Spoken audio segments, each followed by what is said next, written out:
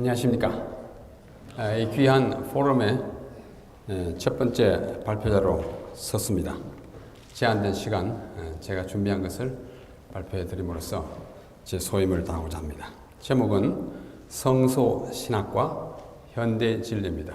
이번 총제목이 현대진리, 이 시대의 현대진리이기 때문에 그 현대진리 가운데 제가 보기로 가장 중요한 영역을 차지하는 성소신학에 대해서 제가 발표를 하게 되었습니다. 오늘 드리는 말씀은 지금 시각이 대충 3시 30분인데 한 35분 내로 제가 마치고자 계획합니다. 네 부분으로 나누어서 말씀을 드립니다. 여러분이 받으신 유인물에 그 파워포인트 형태로 다 되어 있기 때문에 빨리 진도를 나갈 수 있을 것을 기대합니다. 첫째는 재림신학의 초석이 되는 성소신학. 성소신학은 재림신학의 초석이라 해도 아무도 이 일을 제시할 수 없을 만큼 그렇게 기초적인 것입니다. 둘째는 현대진리의 정점, 꼭대기가 되는 성소신학이에요. 성소신학은 앞으로 제가 제시하는 내용에 따라 그야말로 우리가 갖고 있는 현대진리의 정점 또는 최고봉이라 할 수 있는 신학입니다. 셋째는 또 심판교리의 중심이 되는 신학이라고 할 수 있습니다. 마지막 요약과 결론으로 오늘 발표를 마무리하려고 합니다. 재림신학의 초석으로서의 성소신학을 우리가 연구함에 있어서 불가피 우리 교회의 태동이 되는 윌리엄 밀러의 재림운동을 생각하지 않을 수 없습니다. 윌리엄 밀러의 재림운동은 다니엘 8장 14절 그가 내게 이르되 2300주야까지니 그때에 성소가 정결하게 함을 입으리라. 여기 세 단어가 파란색으로 칠해져 있습니다. 2300주야. 엄격하게 말하면 2300이 하나, 또 주야가 두 단어입니다만은 2300주야. 그 다음에는 성소. 그 다음에는 정결하게 함을 입는다. 이 세 단어를 어떻게 이해했느냐에 따라서 재림운동이 시작되었고 또 이것을 어떻게 잘못 해석했느냐에 따라서 재림운동은 실패했고 이것을 다시 또 교정하여 더 바르게 이해함에 따라서 재림교회가 탄생된 것입니다. 그래서 이것을 생각함에 있어서 여기 조세프 베이스라고 하는 분이 1853년경에 뉴욕주에 있는 로우햄튼을 방문한 다음 거기에 있는 윌리엄 밀러의 무덤을 다음과 같이 묘사한 적이 있습니다. 파란 글씨는 조세프 베이스가 기록한 것입니다. 그의 머리 위에 세워진 대리석 묘비는 한 영려과객, 조세프 베이스가 자기를 영려과객으로 표현한, 지나가는 한 나그네로 표현한 것입니다. 영려과객의 평평한 대리석 앞에 깎아서 만든 책 모양을 보여주는데 그것은 성경을 나타냈고 돌로서 새겼는데 성경을 있고 그 첫 페이지에는 큼직하게 검정색으로 글자를 새겨 놓았다. 그것은 다음과 같은 적절한 성경 구절이었다. 이게 바로 다니엘 8장 14절에 이것을 인용하면서 가장 적합한 성경 구절로서 윌리엄 밀러의 묘비에 새겨진 성구라 이렇게 표현하고 있는 것입니다. 이분이 조세프 베이스입니다. 여러분이 사진에서 교과서에서 우리 역사책에서 보셨을 1792년부터 1872년까지 살았던 80세를 살고 간 조세프 베이스이고 이분이 윌리엄 밀러 이분이 재림운동이 실패로 돌아간 1844년으로부터 약 5년을 더 살고 49년에 별세했습니다. 그래서 아까 본 조세프 베이스는 그가 죽은 지 한 4년 후에 그 무덤을 찾았던 것입니다. 윌리엄 밀러. 자, 여기 히브리어도 써놓고 했습니다만은 이게 바로 다니엘 8장 14절이에요. 여기에 두 부분을 파란색으로 칠했습니다. 둘째 줄에 마지막 두 단어입니다. 여러분이 보시기에는 왼쪽에서 첫 단어 같지만 히브리어는 오른쪽에서 왼쪽으로 읽기 때문에 왼쪽에 있는 것이 마지막 두 단어입니다. 니스닥 코데시 또는 코데시 니스다크예요. 이 코데시는 성소로 번역되었고 니스다크라고 하는 이 동사는 정결하게 함을 입으리라는 말로 번역이 되었습니다. 이 두 단어가 바로 그 앞에 있는 2300이라는 숫자와 함께 그냥 한번 히브리어가 이렇게 발음되는구나 호기심이 있는 분들을 위해서 제가 한번 읽어보겠습니다. 와요메르 엘라이, 그분이 나에게 말씀하시기를 아드까지, 언제까지인가 하니 에르 보켈, 저녁과 아침까지, 어떤 얼마나, 알파임이라는 말은 2000이라는 뜻입니다. 둘째 줄에 슐롯이는 3이고 그 다음 메오스는 100이에요. 2300 석조까지니, 저녁 석자 아침 조자 문자대로 번역하고 있습니다. 2300 석조까지니, 우리는 주야까지라고 했죠. 그 다음에 니스닥 코디시, 그때야 성소가 정결함에 이르리라. 이 두 단어는 앞에 이제 2300 주야라는 말과 함께 재림교회의 운명을 좌우한 단어들이 되었습니다. 이것을 어떻게 이해하느냐에 따라서 재림교회가 나타나고 또 다시 발전하고 한 것입니다. 그 코데시라고 하는 말이 성소로 번역되었는데 이 성소는 어느 성소를 가리키는가? 지상 성소인가? 하늘 성소인가 하는 문제입니다. 논란이 참 많았고 뜨거웠습니다. 그 다음에 니스다크라고 하는 말이 정결이라고 번역됐는데 이 정결은 무슨 의미인가? 우리가 작년에 성소에 관한 교과 공부를 통해서 성소를 가리킬 때 이 정결은 그야말로 깨끗하게 되는 것을 말하고, 관계를 말할 때 이 니스다크는 관계의 회복을 말하고, 법률적으로 이 니스다크는 옹호한다라는 개념을 가진다고 공부한 것을 기억하시는 분들이 있을 것입니다. 도대체 어떤 의미가 가장 이 문맥에 맞는 것인가? 그리고 우리말 성경 번역 성소가 정결하게 함을 입으리라는 말은 가장 정확한 번역인가? 여기 여러 예들을 내놨습니다. 킹 제임스와 뉴 킹 제임스는 The sanctuary shall be cleansed, 우리하고 같아요. 깨끗하게 되리라, 정결케 되리라. 그 다음에 Revised Standard Version하고 Evangelical Standard Version은 The sanctuary shall be restored to its rightful state, 그 정당한 상태로 회복되리라 번역을 이렇게 했습니다. 또는 NASB New American Standard Bible은 The holy place will be properly restored, 아주 합당하게 회복되리라 이렇게 번역하고 등등으로 밑에 한자도 있고 70인역 헬라어도 있고 맨날에는 일본 말도 있습니다. 각각 다릅니다. 어느 것이 가장 확실하고 맞은 번역인가? 그 다음에 2300 주야까지니, 이 주야의 의미가 도대체 무엇인가? 아까 더 엄격하게 말하면 석조, 저녁과 아침이 무슨 뜻인가? 이 기간이 언제 시작돼서 언제 끝났고 그 근거는 무엇인가? 오늘 제가 다 드릴 말씀 시간이 없습니다. 이 논란에 대해서. 그래서 이 구절이 그토록 중요한 까닭은 무엇인가 하는 이 다니엘 8장 14절에 우리 교회의 출발이 있고 또 지금까지의 과정이 있고 앞으로의 우리 교회의 미래가 있습니다. 명운이 달렸다고 저는 후에 이제 표현하게 될 것입니다. 이러한 성소, 이 성소가 성경에 이번에 특별히 찾아보니까 우리말 성경에 성소가 200번, 약 성전이 약 150번, 회막이 150번 등등으로 지상이든 천상이든 성소를 가리키는 각종 단어들의 용례를 다 합치니까 약 973번 사용된 것으로 파악됩니다. 그만큼 성소는 자주 언급되고 자주 언급되는 것은 중요한 것을 가리킵니다. 이 성소에 대한 성경의 언급 가운데 가장 중요한 두 성경 구절이 레위기 26장 2절과 19장 30절인데 똑같습니다. 우리말은 약간 다르지만은 히브리어나 다른 번역들은 똑같습니다. 다른 것은 나의 안식일을 내 안식일로 했다든지 그런 차이밖에 없어요. 너희는 나의 안식일을 지키며 나의 성소를 공경하라. 나는 여호와니라. 나의 안식일을 지키고 나의 성소를 공경하라. 똑같은 말을 두 번 반복했는데 아주 중요한 말이에요. 이것은 곧 안식일은 거룩한 시간이고 시간의 거룩함을 가리키고 성소는 공간의 거룩함을 가리키기 때문에 둘 다 뭐와 관련되는 거 하니? 거룩함과 관련되는 것입니다. 이 두 가지 개념에 우리 재림교회는 그 뿌리를 두고 있는 것입니다.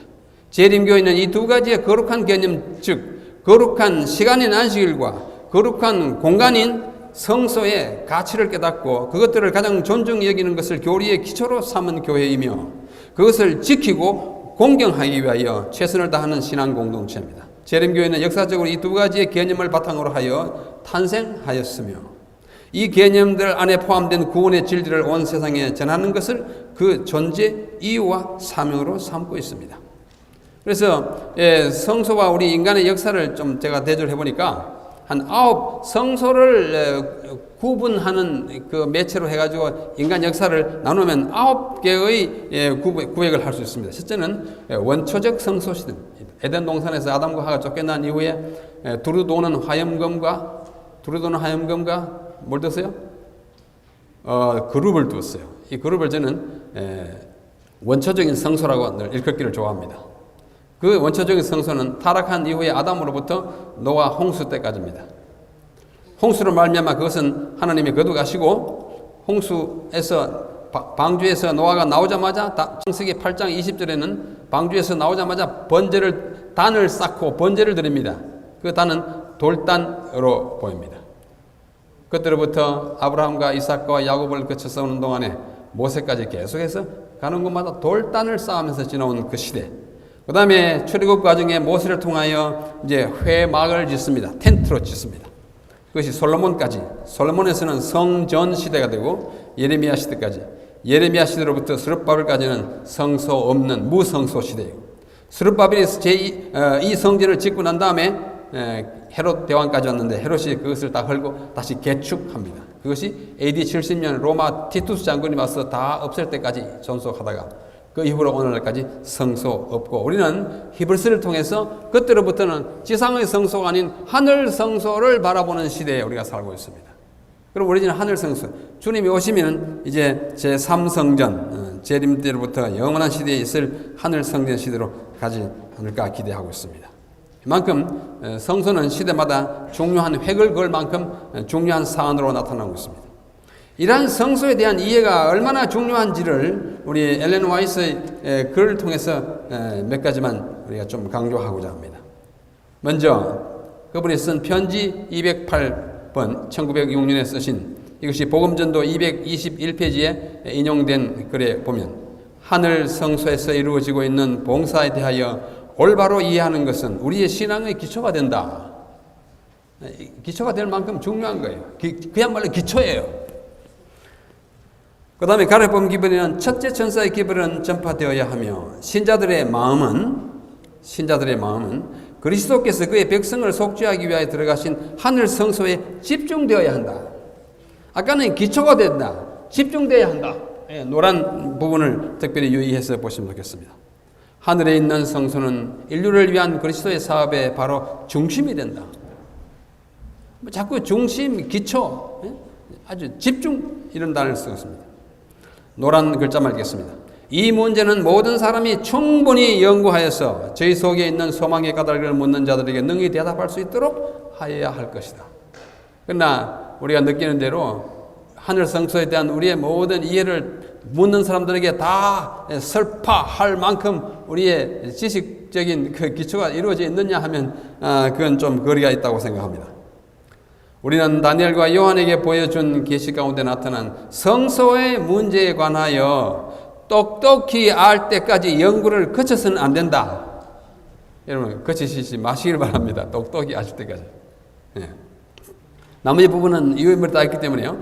그리스도께서 성소를 정결케 하고 계시는 동안 이 세상에 있는 예배자들은 저희 생애를 엄밀히 살펴야 하며 저희 품성을 의의 표준과 비교해 보아야 한다. 리뷰 앤 헤럴드. 그 다음에 복음전도에 인용되어 있습니다. 우리의 대제사장이신 주께서 조사 심판을 하시며 마지막 봉사가 이루어지고 있는 하늘 성소에 하나님의 백성들은 이제 그들의 눈을 고정시켜야 한다. 집중시킨다. 이제는 또 고정시킨다. 기초가 돼야 된다. 장차 온갖 종류의 속임수가 일어날 것이며 우리는 든든히 설 수 있는 확고한 기반이 요구된다. 노란 글자. 영혼의 원수는 성소가 없다는 교리와 같은 거짓 교리들을 끌어들일 것이다. 여러분, 하늘에 성소 없다 하지 마십시오. 영혼의 원수가 하는 일입니다. 뭐 어떻게 존재하느냐에 대해서는 이해를 달리할 수 있지만은 존재 여부에 대해서는 이론의 여지가 없습니다. 그렇죠?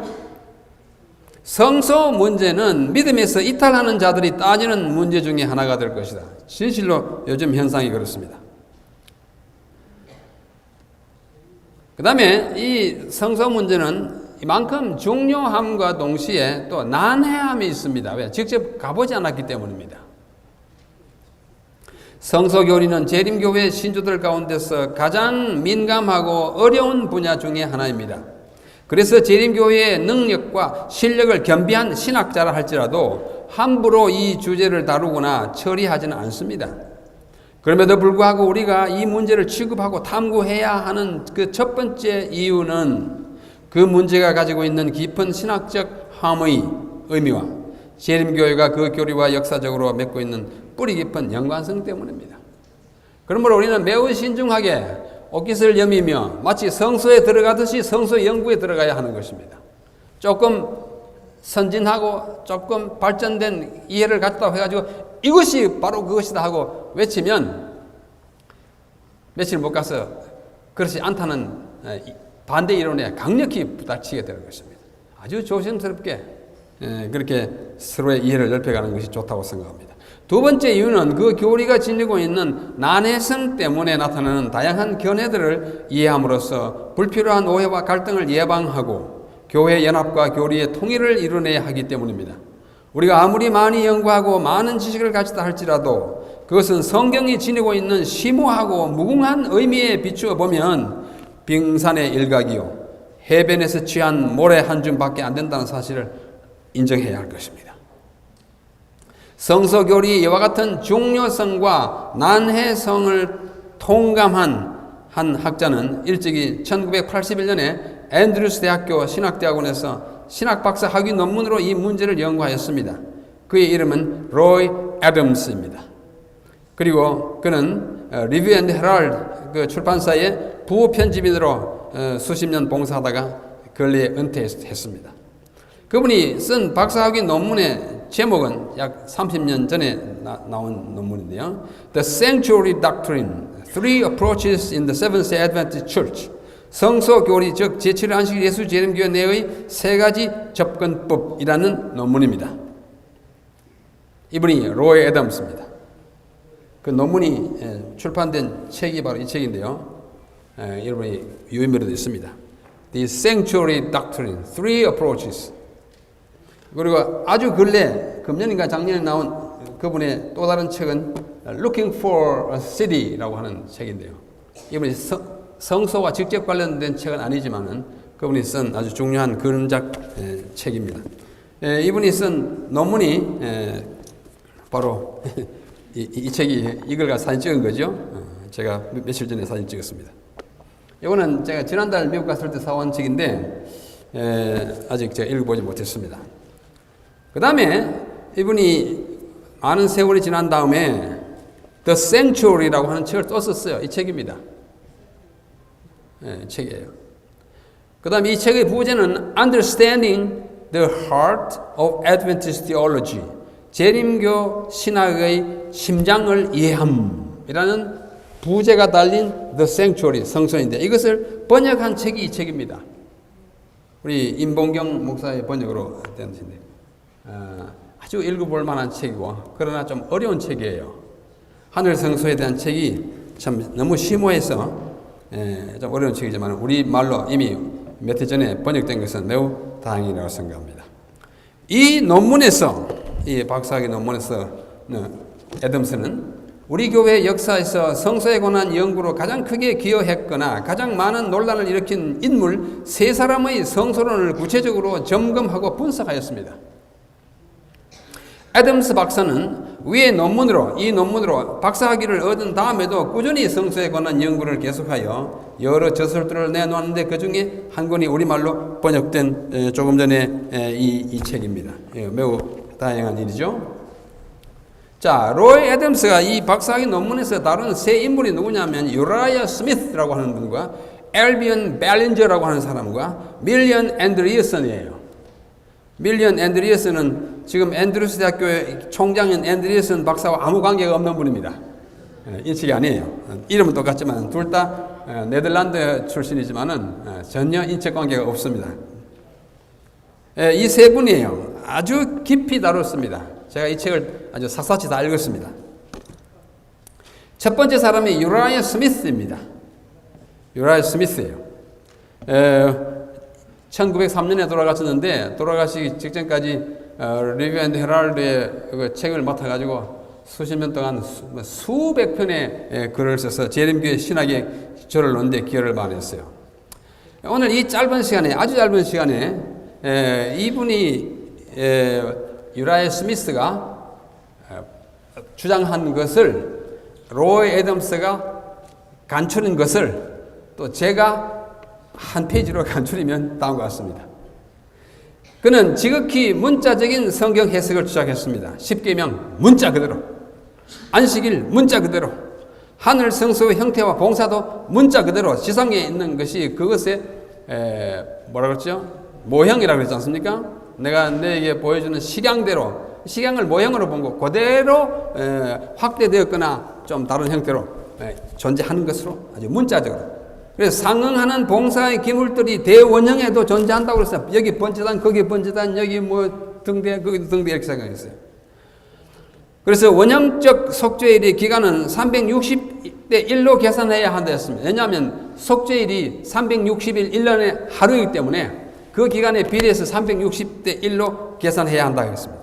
그런 대단한 긴박감, sense of urgency, 긴박감으로서 조사심판을 이해해가지고 아주 교인들을 좀 많이 좀 무섭게 하고 좀 떨게 하는 데 기여하기도 했습니다. 또 2300주야의 기산점을 BC 457년으로 하는 것은 그분의 기여라고 할 수 있습니다. 1844년에 정당성을 옹호하고 성소 정결이 시작된다 하고 십자가상의 완전한 속죄를 사실상 부인했습니다. 왜냐하면 1844년 이후에 성소 정결이 있고 그때로부터 이후에도 성소 봉사가 있어야 하기 때문에 십자가의 희생이 완전했더라면 이것이 필요 없을 것이 아니냐 이런 이제 논조로 이야기했기 때문에 실제로는 부인한다고 말을 할지 알지도 실제적으로 사실상 부인하는 것으로 생각되었어요. 둘째는 이제 엘비언 벨린저라고 하는 분인데요. 이분은 모양 얼굴 모양도 보다시피 좀 무섭게 생기지 않았습니까? 좀 표독스럽게 생겼죠? 네. 사람들은 다 생긴 그대로 살기 마련입니다. 이분이 굉장히 무섭게 살았어요. 교회를 많이 어지럽게 하고 지도자들을 아주 불편하게 하고 이것저것 들쑤셔가지고 자기 주장을 받아들이지 않는 것에 대하여 아주 노골적으로 불쾌를 드러내가지고 마침내 뭐 출교 처분도 받고 이제 그랬습니다. 자, 그분의 주장을 그야말로 이게 한 페이지다 어떻게 하겠습니까? 많은 이 시간이 짧기 때문에 믿음으로 말미암는 의를 특별히 강조했어요.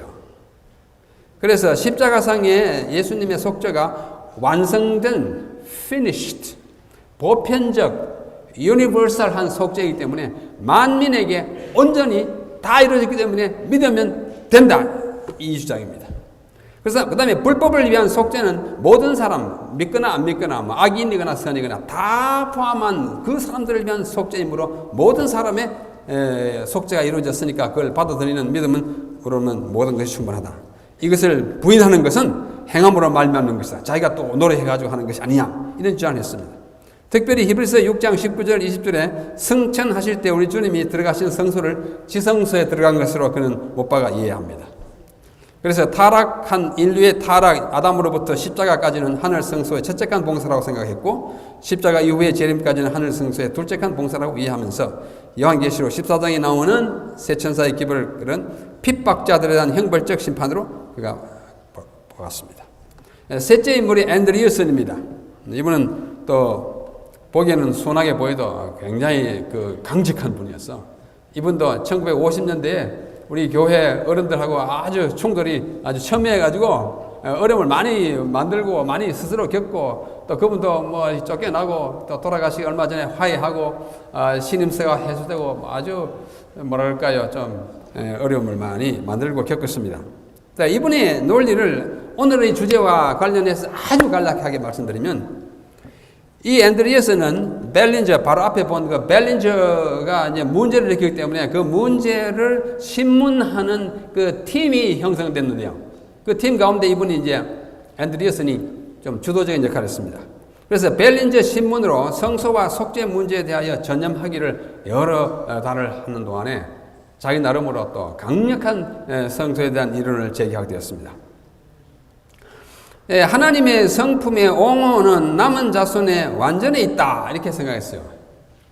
여기서 소위 이제 last generation 마지막 세대 신학이 나오고요. 마지막 세대 재림 신도는 완벽하고 의롭고 완전해야 한다. 이것이 하나님의 성품을 옹호하는 것이다.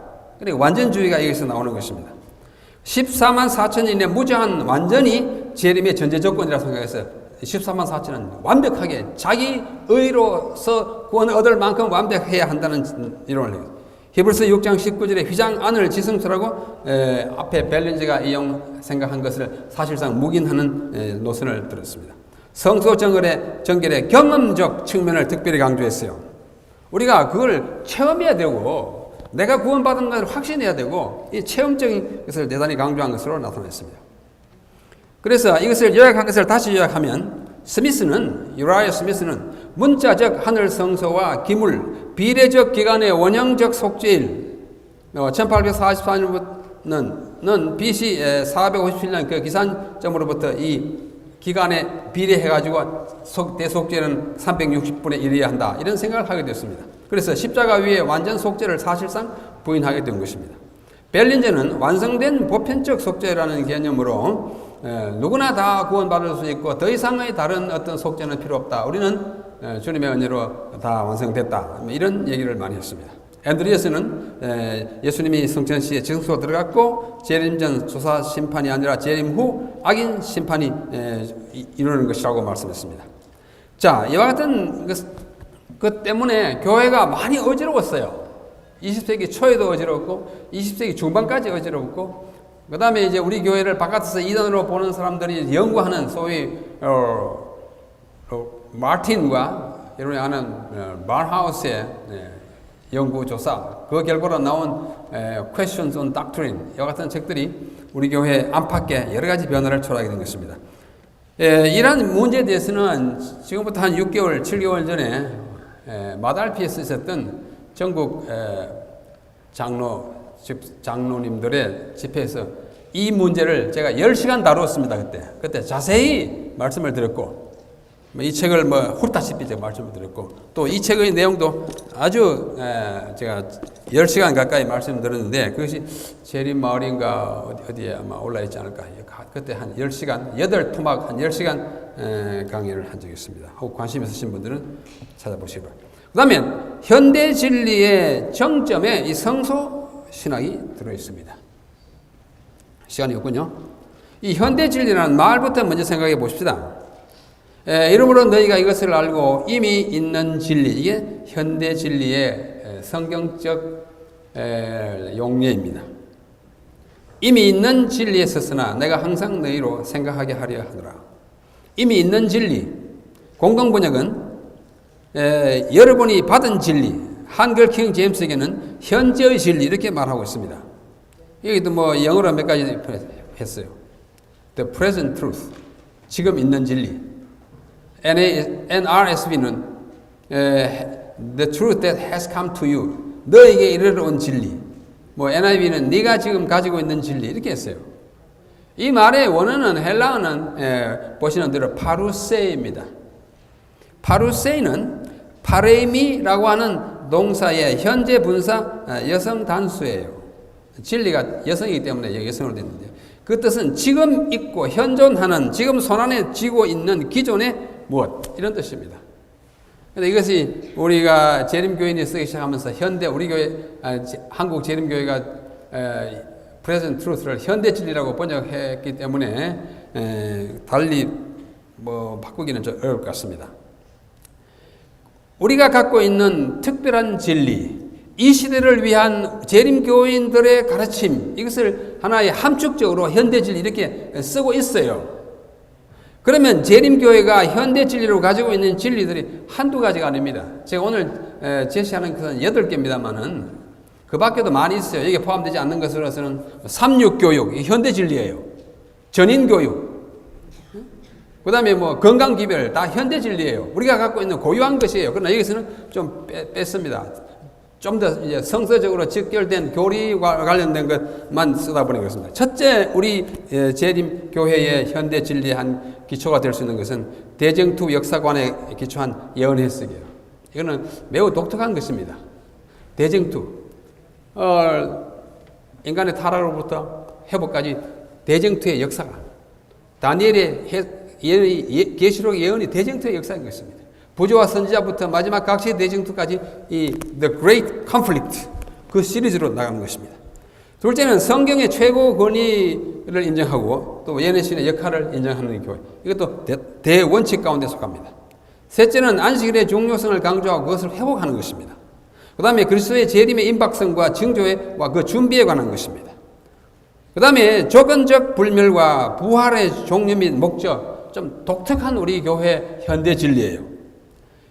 여섯째는 새 천사의 기별과 남은 자손의 사명, 이 독특한 것입니다.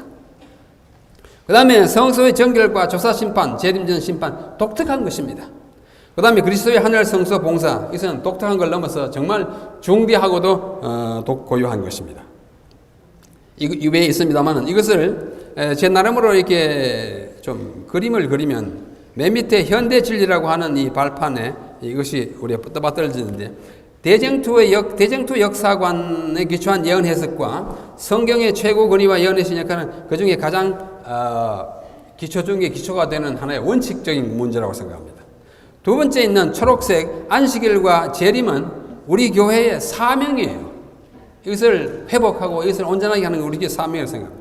그 다음에 조건절 불멸, 그 다음에 부활의 목적, 새천사, 남은 자손 이런 것들은 우리가 갖고 있는 좀 고유한 그런 기별이고, 그 다음에 성소 정결과 하늘 성소는 이것은 우리가 갖고 있는 진리의 위치상으로 하늘이니까 정점이 되겠지만은 그 무게에 비추어서 그 심오함에 있어서 이 재림교회 현대 진리의 정점이 되지 않을까. 그래서 제가 본 대로 이것은 하나 원칙적인 것이고, 이것은 사명을 강조하는 현대 진리고, 이것은 우리의 특징적인 현대 진리고, 이것은 우리 신학의 정점을 이루는 현대 진리라고 그렇게 생각합니다. 그래서 이걸 이제 피라미드식으로 이렇게 한번 그려보았습니다. 방금 설명드린 것이 바로 이런 얘기입니다. 원칙적인 진리와 사명을 이루는 진리, 특징적인 진리, 그 다음에 정점을 이루는 진리. 이러한 의미에서 성소신학은 재림신학의 초석일 뿐만 아니라 재림교회가 전하고 있는 현대 진리의 정점 또는 최고봉이라 할 수 있습니다. 그 다음에 심판 교리의 중심에 성소신학이 들어있습니다. 심판이 필요한 이유는 인간에게 심판이 필요한 이유, 근본적으로 그가 죄인이고 또한 죄를 짓기 때문입니다. 인간 각자에게 죄의 유무와 경중에 따라 상벌이 내려져야 하기 때문이고, 하나님의 통치와 인간을 다루심이 정의롭고 공정한지가 밝혀져야 하기 때문이고, 하나님이 심판을 예고하셨기 때문입니다. 여러 군데 예고했습니다. 또 심판이 필요한 이유를 계속 말씀하십니다.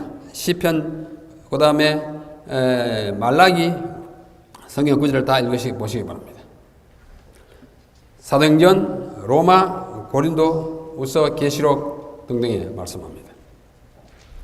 이와 같이 필요와 불가피한 심판이 앞으로 세 국면으로 보입니다. 성경 전체를 서베이해 보면. 그래서 앞으로 있을 심판은 보편적이고도 최후의 심판인데요. 이것이 있을 것에 대한 언급은 구약과 신약의 도처에서 발견되고, 그 대표적인 언급은 또 요엘, 이사야 이쪽 있습니다. 시간이 다 돼갑니다. 그래서 이 보편적 최후의 심판은 세상 끝에 있을 것이라, 천하를 공의로 심판할 날에 있을 것이라, 또 베드로 후서에는 주의 날에 베풀어진다고 말씀하시는데, 용어는 달라도 개념과 그 포인트 하는 시점은 같습니다. 이 최후의 심판은 아주 간편하게 세 국면으로 볼 수 있는데, 첫째는 지금 진행되고 있는 재림전 조사 심판입니다. 이것은 심리가 주된 이야기예요. 심리만은 아니에요. 그 다음에 재림 후에 있을 1000년 동안의 심판은 이제 조금 무리가 있지만은 판결 심판이라고 볼 수 있습니다.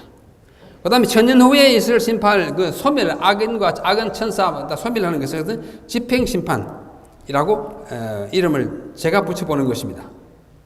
자, 재림전 조사 심판은 그 시간은 언젠가에 예수님 재림 전에 마지막 날 때에 심판하실 시간이 첫째 천사의 기별에 있는 것 2300 주약 후에 있을 것으로 보입니다. 진행되고 있습니다. 심판관은 성부 하나님이시고 옛적부터 항상 계시니 이렇게 표현되어 있고, 대상은 온 이스라엘입니다. 하나님 집으로부터 시작해서 모든 백성, 하나님의 백성에게 이루어지는 것입니다. 장소는 하늘이고 그리스도의 역할은 제사장 또는 대제사장의 역할로 보입니다. 목적이 뭔가 하니 천국에 들어갈 자를 결정하는 것입니다. 성도들을 옹하고 하나님의 성품을 옹하는데 죄의 심리가 그 주된 목적이라고 보입니다. 둘째, 천년 심판은 재림 후에 있고 천년기 동안 있습니다. 심판관은 그리스도와 성도들이 심판. 고린도전서 6장 2절을 보면 우리가 앞으로 천사들을 심판할 권세를 가진 것을 너희가 알지 못하느냐 그렇게 말씀할 때 바로 우리 성도들이 악한 마귀와 악한 사람들이 왜 구원을 못 받을지 보게 하는 것입니다. 대상은 하나님 집에 시작했지만 한 앞에 심판에 이어서 그것에 속하지 아니한 사람, 멸망받는 사람, 악인들을 위해서 심판이 베풀어집니다. 자, 그리스도의 역할은 심판관이고 목적은 악인의 행위를 심사하여 형벌을 결정하려고 하는 것입니다. 마지막으로 천년 후에 있을 소멸 심판이라고 할 수 있는데요. 천년기 끝에 우리 그리스도와 하나님께서 함께 심판하셔서 모든 악인들과 사탄을 심판해서 그들을 멸하실 것입니다. 하늘과 땅에서 이루어집니다. 그래서 죄의 창시자 사탄과 그의 천사들의 소멸, 악인들은 불못에 들어가는 집행 심판이 되어 있는 것입니다. 자, 이러한 걸 통해서 심판에 대한 이 날짜의 진행이 아주 확실하게 되는 걸 통해서 우리가 확신을 가지게 하는 것입니다. 뭐 하늘에서 일어나고 장차 일어날 것이 우리에게 무슨 소용이 있냐? 소용이 없는 게 아니에요. 하나님이 심판한다는 사실에 대한 확신, 우리는 그분의 옹호를 받는다는 구원에 대한 확신, 앞으로 악인과 악한 세력은 다 멸절된다는 확신을 갖고 사는 그런 것을 우리에게 주는 것입니다. 자, 시간이 다 됐기 때문에 시간을 지키라고 많이 말씀하셔서 마지막으로 각자 보시기를 바라고 요약과 결론을 말씀드리겠습니다. 다니엘 8장 14절에 언급된 성소에 관한 관심과 해석은 19세기 밀러 재림운동의 단초가 되었으며 재림교회의 탄생, 성장, 발전에 지속적으로 지대한 영향을 끼쳐왔습니다. 하늘 성소에 관한 이론과 신학이 재림교회 역사 위에 수많은 논쟁과 시비를 일으켰으나 그러한 과정을 통하여 성소신학은 더욱 발전되고 체계화되었으며 재림교회의 특징적인 신학을 이루었던 것입니다. 3. 성소교리는 안식일교리와 함께 성소교리, 안식일교리와 함께 재림교회의 양대 진리 또는 쌍벽, 이 벽이 흔히 이 벽을 가리키는 걸로 오해하는 분인데 그 벽이 아니에요. 두 벽이 아니고 두 개의 이 벽은 이게 밑에 구슬 옥자입니다. 흑토가 아니고 두 개의 보석, 기둥이라면 보석이지 이 기둥을 말해요. 두 개의 보석을 이루는 신학으로서 재림교회의 교리와 신학의 초석이 되고 있습니다. 재림교회가 현대에 가지고 있는 진리, 곧 현대 진리에 여러 가지 중요한 신학들이 있지만 그 중에 성소신학은 그 모든 것을 포괄하고 최종적으로 완성하는 특성을 가지고 있어서 현대 진리의 정점을 이루고 있다고 봅니다. 다섯째, 성소신학은 구속의 경륜에서 가진 세부적이고 실제적인 방법으로 가장 세부적이고 실질적인 방법으로 구속의 도리를 우리에게 가르쳐줍니다. 이것을 이 책들을 쓴 로이 애덤스는 엄격한 의미의 성소학자는 아닙니다.